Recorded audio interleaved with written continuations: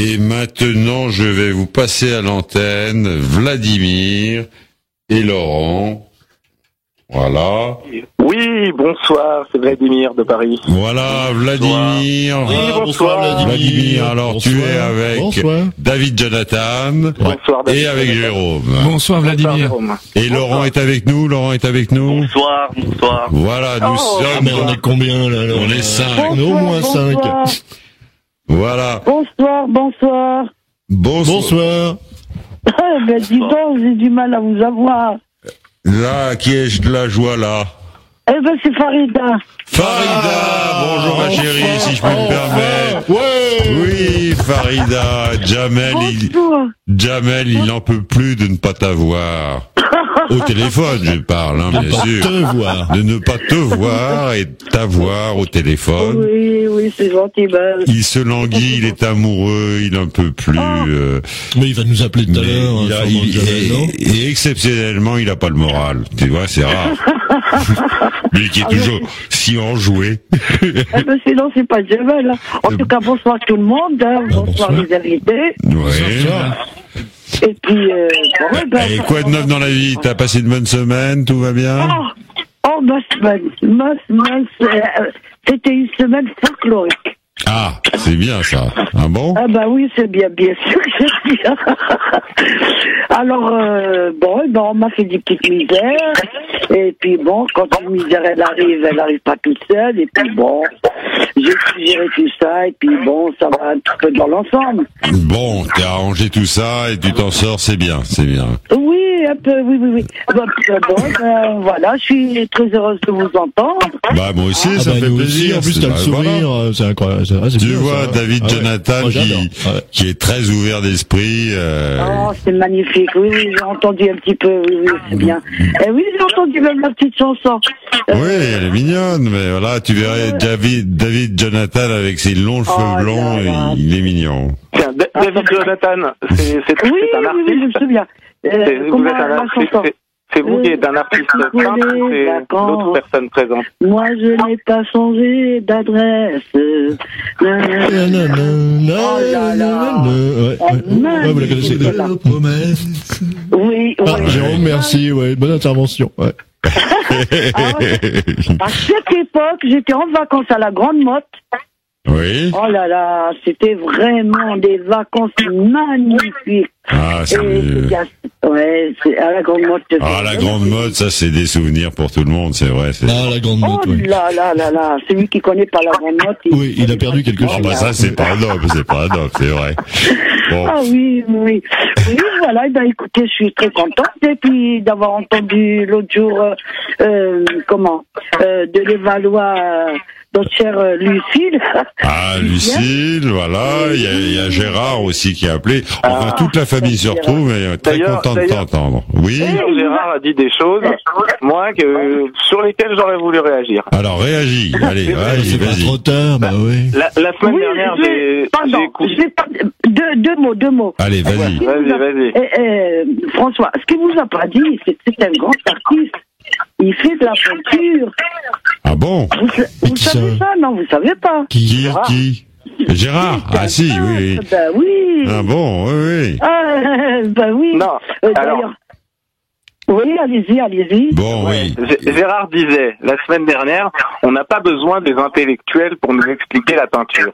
Alors, je voulais avoir le point de vue de l'artiste qui était présent dans le studio, sachant tout de même les intellectuels nous aident quelque part à décrypter. Moi, j'ai écouté l'homélie du père Gérard et j'étais bien embêté parce que c'est vrai que les intellectuels, on les critique surtout dans les dictatures, finalement.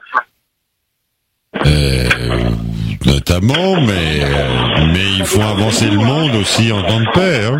Oui, c'est très important de si tu veux, on peut revenir au sens du mot intellectuel. Intellego en latin, c'est comprendre. Donc effectivement, il faut quand même des gens qui soient capables de guider les gens dans leur appréhension de la peinture. Oui, pourquoi pas, oui. Ouais, tout à fait. Moi, c'est pour ça que je suis régulièrement. J'ai pas forcément cette formation artistique-là, et j'essaye de m'y intéresser via des experts. J'essaye justement d'élever ce point de vue. Mais il y a peut-être plusieurs niveaux aussi d'approche de la peinture, parce qu'on peut simplement aimer la peinture parce qu'on la trouve belle, pourquoi pas. Mais effectivement, on peut aller un peu plus loin. Si on regarde par exemple une toile classique, il y a des clés quand même à connaître. Effectivement, quand on voit une toile de Poussin par exemple, il y a des symboles qui sont dissimulés dans la toile. Si on les connaît, c'est vrai qu'on va un peu plus loin dans la compréhension de la toile. Après, il y a des niveaux de lecture qui sont différents, mais je sais pas s'il faut opposer l'un à l'autre. On peut être heureux de voir une toile de Poussin parce que c'est effectivement déjà très très beau et une peinture extrêmement délicate, et aussi avoir toute après l'interprétation, la remettre ça dans son contexte, et effectivement identifier un certain nombre de symboles. Ouais. C'est vrai que comment s'exprime aussi le peintre, hein. C'est beau la peinture. Moi je me souviens, quand je suis arrivé chez moi, le premier truc que j'ai fait, j'ai dit à ma compagne, regarde ces murs blancs, tu me mettras quelques peintures, quelques pintoises, quelques paints. Il faut vraiment occuper cet espace-là. Oui, bien sûr, oui, bien sûr, la peinture, elle doit. Jérôme, qu'en penses-tu? Parce que Jérôme est un spécialiste de ce domaine-là, du mur à peindre. Ce qu'on dit souvent d'ailleurs, c'est que ce soit une peinture ou une photo encadrée sur un mur, c'est souvent une fenêtre sur le monde. Donc c'est peu importe le média, si c'est un média même en deux dimensions, soit une photo ou une peinture, c'est toujours une média en deux dimensions. Peut-être qu'il faut que c'est parfois en trois dimensions. De toute façon, c'est de l'art et c'est le coup de patte. Hein. C'est comment la personne s'exprime. Le coup de foudre aussi du spectateur. Aussi, hein. Voilà comment c'est. Au-delà de la science, parce que ça peut être une science, mais c'est aussi. Voilà, Farida, il faut que tu envoies une photo ou un tableau à Jamel.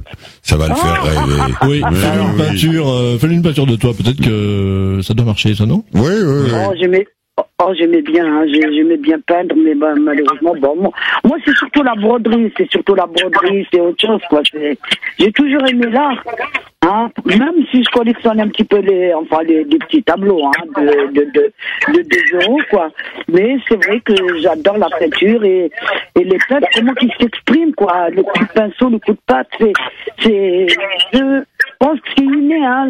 Oui, non, c'est très bien. Hein, Ben écoute Farida, merci de ton appel, je suis très content de t'avoir retrouvé. Et puis bon, il y a beaucoup d'appels, on va essayer de faire passer du monde. Hein. Oui, bien. J'embrasse tout le monde. Hein. Allez, t'embrasse. On t'embrasse. Bien sûr, à bientôt. On t'embrasse pour Jamel qui va appeler, il va pleurer parce qu'il t'aura pas eu.